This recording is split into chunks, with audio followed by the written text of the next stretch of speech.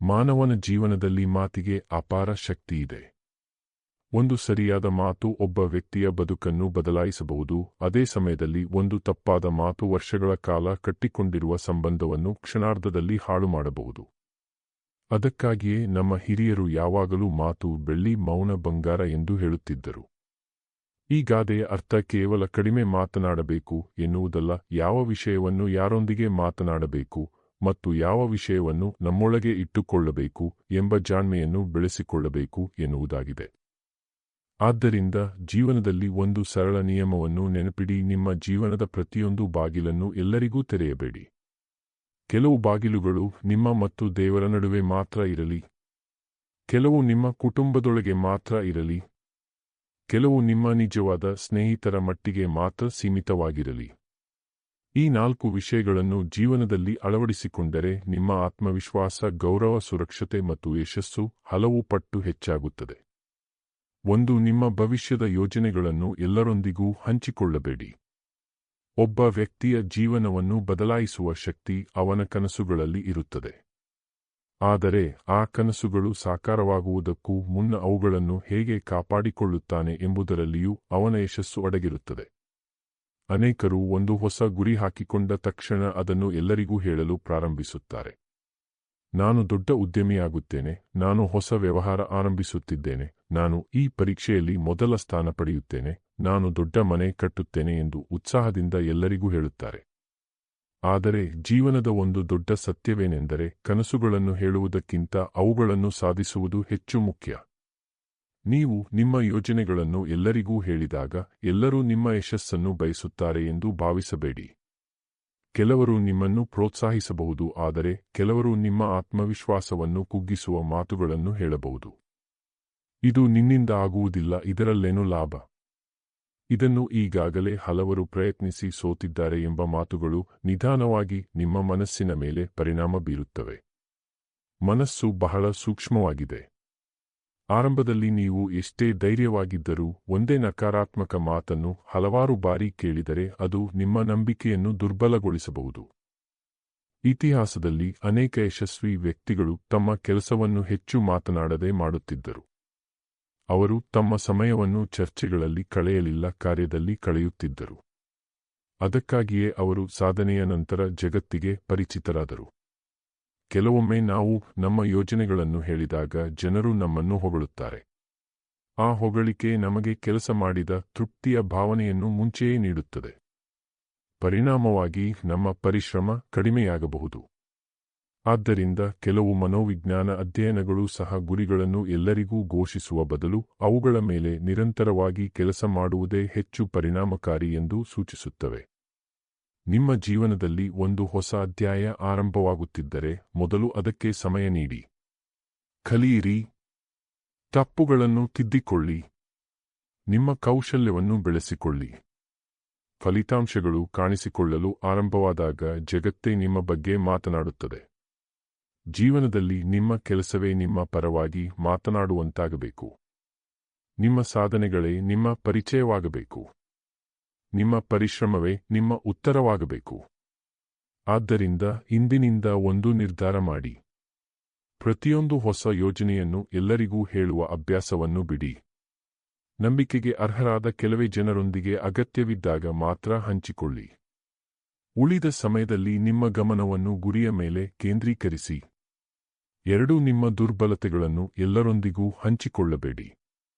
ಪ್ರತಿಯೊಬ್ಬ ಮನುಷ್ಯನಿಗೂ ಒಂದಲ್ಲ ಒಂದು ದುರ್ಬಲತೆ ಇರುತ್ತದೆ. ಯಾರೂ ಸಂಪೂರ್ಣ ಪರಿಪೂರ್ಣರಲ್ಲ. ಕೆಲವರಿಗೆ ಕೋಪ ಬೇಗ ಬರುತ್ತದೆ, ಕೆಲವರಿಗೆ ಭಯ ಹೆಚ್ಚು, ಕೆಲವರಿಗೆ ಆತ್ಮವಿಶ್ವಾಸದ ಕೊರತೆ, ಇನ್ನೂ ಕೆಲವರಿಗೆ ಭಾವನಾತ್ಮಕವಾಗಿ ಬೇಗ ನೋವಾಗುತ್ತದೆ. ಇವು ಮಾನವ ಸಹಜ ಗುಣಗಳು.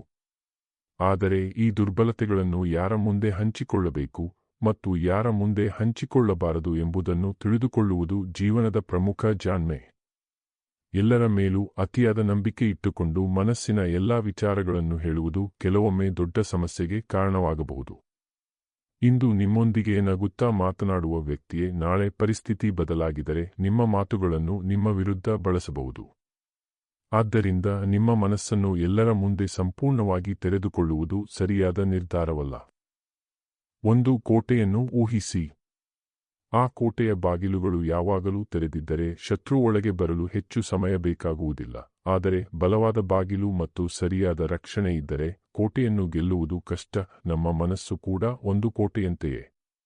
ಅದನ್ನು ಯಾರಿಗೆ ತೆರೆದಿಡಬೇಕು ಎಂಬುದನ್ನು ನಾವು ಜಾಣ್ಮೆಯಿಂದ ನಿರ್ಧರಿಸಬೇಕು. ಇದರ ಅರ್ಥ ನಾವು ನಮ್ಮ ನೋವನ್ನು ಎಂದಿಗೂ ಯಾರೊಂದಿಗೂ ಹಂಚಿಕೊಳ್ಳಬಾರದು ಎಂಬುದಲ್ಲ. ಮನಸ್ಸಿನ ಭಾರವನ್ನು ಕಡಿಮೆ ಮಾಡಲು ನಂಬಿಕೆಯ ವ್ಯಕ್ತಿಯೊಂದಿಗೆ ಮಾತನಾಡುವುದು ಆರೋಗ್ಯಕರ. ಆದರೆ ಎಲ್ಲರೊಂದಿಗೆ ಹಂಚಿಕೊಳ್ಳುವುದು ಜಾಣ್ಮೆಯಲ್ಲ. ಜೀವನದಲ್ಲಿ ಕೆಲವರು ನಿಮ್ಮ ನೋವನ್ನು ಕೇಳಿ ಸಹಾಯ ಮಾಡುತ್ತಾರೆ. ಆದರೆ ಕೆಲವರು ಕೇವಲ ಕುತೂಹಲಕ್ಕಾಗಿ ಕೇಳುತ್ತಾರೆ. ಕೆಲವರು ನಂತರ ಅದನ್ನೇ ಗಾಸಿಪ್ ಮಾಡುತ್ತಾರೆ. ಇನ್ನು ಕೆಲವರು ನಿಮ್ಮ ದುರ್ಬಲತೆಯನ್ನು ತಮ್ಮ ಲಾಭಕ್ಕಾಗಿ ಬಳಸಿಕೊಳ್ಳಬಹುದು. ಆದ್ದರಿಂದ ವಿವೇಕಾಗತ್ಯ.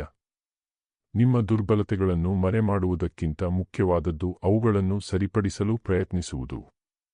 ನೀವು ಕೋಪಿಷ್ಠರಾಗಿದ್ದರೆ ಸಹನೆಯನ್ನು ಅಭ್ಯಾಸ ಮಾಡಿ. ಆತ್ಮವಿಶ್ವಾಸ ಕಡಿಮೆ ಇದ್ದರೆ ಪ್ರತಿದಿನ ಸಣ್ಣ ಸಾಧನೆಗಳ ಮೂಲಕ ನಿಮ್ಮ ನಂಬಿಕೆಯನ್ನು ಬೆಳೆಸಿಕೊಳ್ಳಿ. ಭಯವಿದ್ದರೆ ಜ್ಞಾನ ಮತ್ತು ಅನುಭವದ ಮೂಲಕ ಅದನ್ನು ಕಡಿಮೆ ಮಾಡಿ. ಬಲಿಷ್ಠ ವ್ಯಕ್ತಿ ಎಂದರೆ ಎಂದಿಗೂ ಬೀಳದವನು ಅಲ್ಲ, ಬಿದ್ದ ನಂತರ ಮತ್ತೆ ಎದ್ದು ನಿಲ್ಲುವವನು. ದುರ್ಬಲತೆಗಳು ನಿಮ್ಮ ಅಂತ್ಯವಲ್ಲ, ಅವು ನಿಮ್ಮ ಬೆಳವಣಿಗೆಯ ಆರಂಭವಾಗಬಹುದು. ಆದ್ದರಿಂದ ಇಂದಿನಿಂದ ಒಂದು ನಿರ್ಧಾರ ಮಾಡಿ. ನಿಮ್ಮ ಮನಸ್ಸಿನ ಪ್ರತಿಯೊಂದು ರಹಸ್ಯವನ್ನು ಎಲ್ಲರೊಂದಿಗೆ ಹಂಚಿಕೊಳ್ಳುವ ಅಭ್ಯಾಸವನ್ನು ಬಿಡಿ. ನಿಮ್ಮ ಜೀವನದಲ್ಲಿ ನಿಜವಾಗಿಯೂ ವಿಶ್ವಾಸ ಗಳಿಸಿರುವ ಕೆಲವೇ ಜನರಿಗೆ ಮಾತ್ರ ನಿಮ್ಮ ಒಳಗಿನ ಹೋರಾಟಗಳನ್ನು ತಿಳಿಯಲು ಅವಕಾಶ ನೀಡಿ. 3 ಕುಟುಂಬದ ವೈಯಕ್ತಿಕ ಸಮಸ್ಯೆಗಳನ್ನು ಯಾರೊಂದಿಗೂ ಹಂಚಿಕೊಳ್ಳಬೇಡಿ. ಕುಟುಂಬವೆಂದರೆ ಕೇವಲ ಒಂದೇ ಮನೆಯಲ್ಲಿ ವಾಸಿಸುವ ಜನರ ಗುಂಪಲ್ಲ. ಅದು ಪ್ರೀತಿ, ನಂಬಿಕೆ, ತ್ಯಾಗ, ಕ್ಷಮೆ ಮತ್ತು ಪರಸ್ಪರ ಗೌರವದ ಮೇಲೆ ನಿಂತಿರುವ ಒಂದು ಪವಿತ್ರ ಬಂಧನ. ಪ್ರತಿಯೊಂದು ಕುಟುಂಬದಲ್ಲಿಯೂ ಭಿನ್ನಾಭಿಪ್ರಾಯಗಳು, ಸಣ್ಣಪುಟ್ಟ ಜಗಳಗಳು, ತಪ್ಪು ತಿಳುವಳಿಕೆಗಳು ಮತ್ತು ಕಷ್ಟದ ಸಮಯಗಳು ಬರುತ್ತವೆ.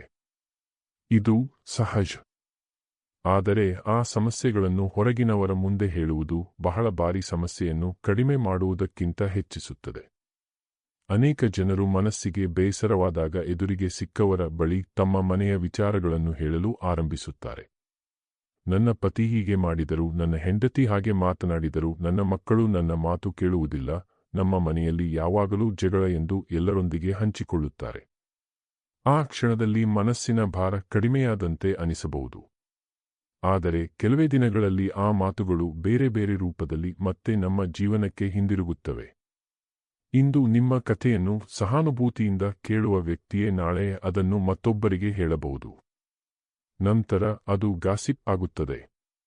ಒಂದು ದಿನ ನಿಮ್ಮ ಕುಟುಂಬದ ಗೌರವಕ್ಕೂ ಧಕ್ಕೆಯಾಗಬಹುದು.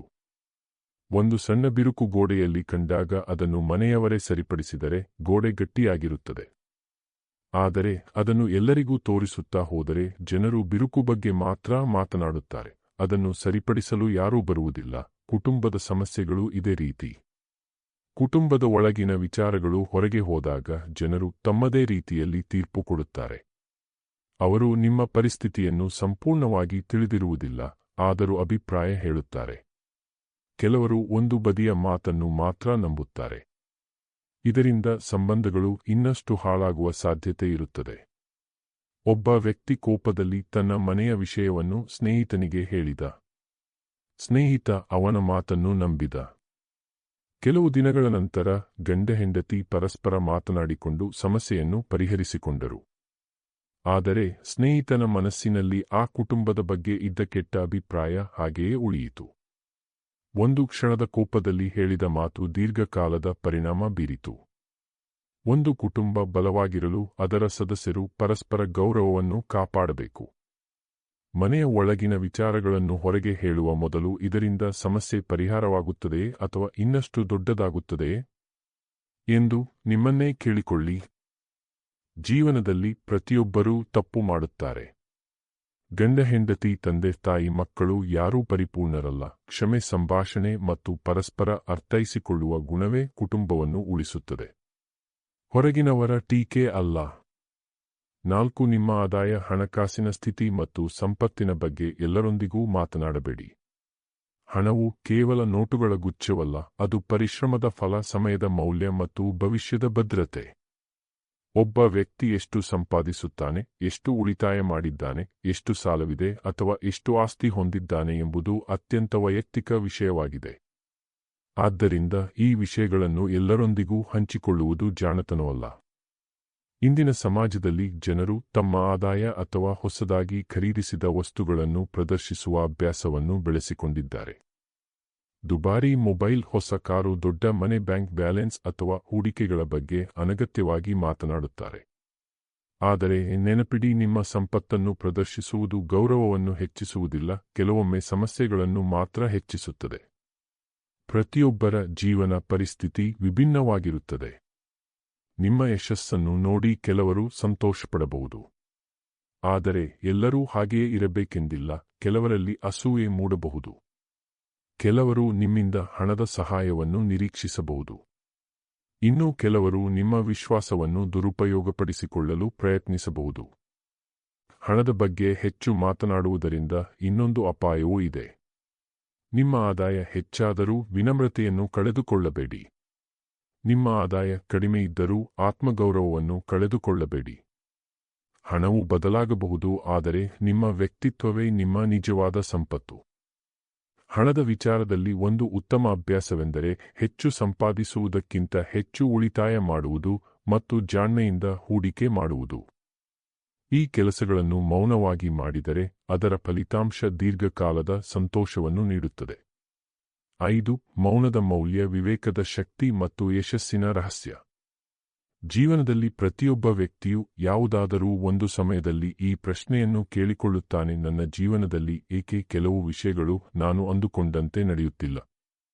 ಅನೇಕ ಬಾರಿ ಉತ್ತರ ನಮ್ಮ ಪರಿಸ್ಥಿತಿಯಲ್ಲಿ ಇರುವುದಿಲ್ಲ, ಅದು ನಮ್ಮ ಅಭ್ಯಾಸಗಳಲ್ಲಿ ಅಡಗಿರುತ್ತದೆ. ಅವುಗಳಲ್ಲಿ ಒಂದು ಪ್ರಮುಖ ಅಭ್ಯಾಸ ಎಂದರೆ ಅಗತ್ಯಕ್ಕಿಂತ ಹೆಚ್ಚು ಮಾತನಾಡುವುದು. ಹೆಚ್ಚು ಮಾತನಾಡುವ ವ್ಯಕ್ತಿಯ ಬಗ್ಗೆ ಜನರಿಗೆ ಅವನ ಜೀವನದ ಬಹುತೇಕ ಎಲ್ಲ ವಿಷಯಗಳು ತಿಳಿದಿರುತ್ತವೆ. ಆದರೆ ಕಡಿಮೆ ಮಾತನಾಡುವ ವ್ಯಕ್ತಿಯ ಬಗ್ಗೆ ಜನರಿಗೆ ಕುತೂಹಲ ಇರುತ್ತದೆ, ಗೌರವವೂ ಇರುತ್ತದೆ. ಏಕೆಂದರೆ ಅವನು ತನ್ನ ಮಾತಿನ ಮೌಲ್ಯವನ್ನು ತಿಳಿದಿರುತ್ತಾನೆ. ನಮ್ಮ ಪೂರ್ವಜರು ಹೇಳಿದ ಒಂದು ಸುಂದರ ಗಾದೆಯಿದೆ: ಬಾಯಿ ಜಾರಿದರೆ ಬದುಕು ಜಾರಬಹುದು. ಈ ಮಾತು ಕೇವಲ ಕೋಪದಲ್ಲಿ ಮಾತನಾಡುವ ಮಾತಿಗೆ ಮಾತ್ರ ಅನ್ವಯಿಸುವುದಿಲ್ಲ, ನಾವು ಯಾರೊಂದಿಗೆ ಯಾವ ವಿಷಯ ಹಂಚಿಕೊಳ್ಳುತ್ತೇವೆ ಎಂಬುದಕ್ಕೂ ಅನ್ವಯಿಸುತ್ತದೆ. ಇಂದಿನ ಕಾಲದಲ್ಲಿ ಜನರು ತಮ್ಮ ಸಂತೋಷವನ್ನು ತೋರಿಸುವುದಕ್ಕಿಂತ ಇತರರ ಮೆಚ್ಚುಗೆ ಪಡೆಯಲು ಹೆಚ್ಚು ಪ್ರಯತ್ನಿಸುತ್ತಿದ್ದಾರೆ. ಆದರೆ ನಿಜವಾದ ಸಂತೋಷವು ಹೊರಗಿನ ಚಪ್ಪಾಳೆಗಳಲ್ಲಿ ಇರುವುದಿಲ್ಲ, ಅದು ನಮ್ಮ ಆತ್ಮತೃಪ್ತಿಯಲ್ಲಿ ಇರುತ್ತದೆ. ನಿಮ್ಮ ಯಶಸ್ಸು ದೊಡ್ಡದಾಗಬೇಕಾದರೆ ನಿಮ್ಮ ಗಮನ ಕೆಲಸದ ಮೇಲೆ ಇರಬೇಕು, ಜನರ ಅಭಿಪ್ರಾಯಗಳ ಮೇಲೆ ಅಲ್ಲ. ನಿಮ್ಮ ಕನಸುಗಳನ್ನು ಕಾಪಾಡಿಕೊಳ್ಳಿ. ನಿಮ್ಮ ದುರ್ಬಲತೆಗಳನ್ನು ಸರಿಪಡಿಸಿ. ನಿಮ್ಮ ಕುಟುಂಬದ ಗೌರವವನ್ನು ಉಳಿಸಿ. ನಿಮ್ಮ ಹಣಕಾಸಿನ ಮಾಹಿತಿಯನ್ನು ಸುರಕ್ಷಿತವಾಗಿಡಿ. ಒಂದು ದಿನ ನಿಮ್ಮ ಸಾಧನೆಗಳು ಎಷ್ಟೋ ದೊಡ್ಡದಾಗುತ್ತವೆ, ಆಗ ನೀವು ನಿಮ್ಮ ಬಗ್ಗೆ ಏನೂ ಹೇಳಬೇಕಾಗುವುದಿಲ್ಲ, ನಿಮ್ಮ ಕೆಲಸವೇ ನಿಮ್ಮ ಪರವಾಗಿ ಮಾತನಾಡುತ್ತದೆ. ಜೀವನದಲ್ಲಿ ನೆನಪಿಡಬೇಕಾದ ಒಂದು ಸರಳ ಸೂತ್ರ: ಕಡಿಮೆ ಮಾತನಾಡಿ, ಹೆಚ್ಚು ಕಲಿಯಿರಿ. ಕಡಿಮೆ ತೋರಿಸಿ, ಹೆಚ್ಚು ಸಾಧಿಸಿ. ಕಡಿಮೆ ಹೇಳಿ, ಹೆಚ್ಚು ಮಾಡಿ. ಈ ತತ್ವವನ್ನು ಅನುಸರಿಸಿದವರು ಯಾವುದೇ ಕ್ಷೇತ್ರದಲ್ಲಾದರೂ ಗೌರವ, ಯಶಸ್ಸು ಮತ್ತು ಮನಃಶಾಂತಿಯನ್ನು ಪಡೆಯುತ್ತಾರೆ. ನಿಮ್ಮ ಅಭಿಪ್ರಾಯವನ್ನು ಕಾಮೆಂಟ್ನಲ್ಲಿ ತಿಳಿಸಿ. ಮತ್ತಷ್ಟು ಇಂತಹ ವಿಡಿಯೋಗಳಿಗಾಗಿ ನಮ್ಮ ಚಾನೆಲ್ ಅನ್ನು ಸಬ್ಸ್ಕ್ರೈಬ್ ಮಾಡಿ. ಧನ್ಯವಾದಗಳು.